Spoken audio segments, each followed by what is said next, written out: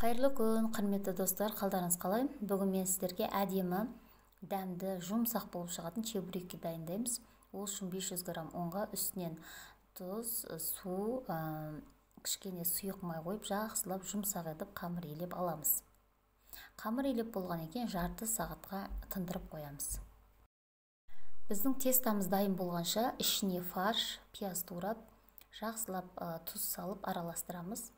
Тестамыз дайын болды. Дайын болған тестаны осылай бөліктерге бөлесіздер. Бірнеше бөліктерге бөліп, домалақ етіп дайындап аламыз.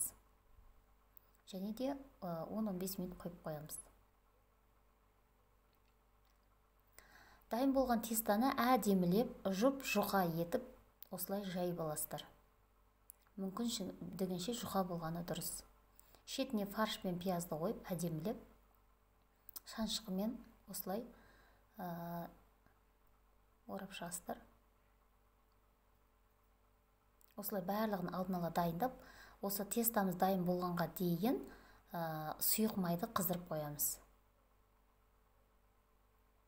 Өте дәмді, жұмсақ чебуреки шығады. Арасына қазір көктем мезгілі болғандықтан көк пияз, неше түрлі дәмдеуіштер деген сияқты қоссаңыздар болады. Біздің балдар онша пиязды ұнатпайды, сондықтан мен оны қосқан жоқпын.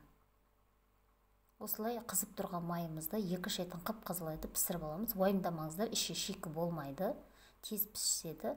Астарыңыз дәмді болсын, сіздер де жасап көріңіздер, өте керемет шығады.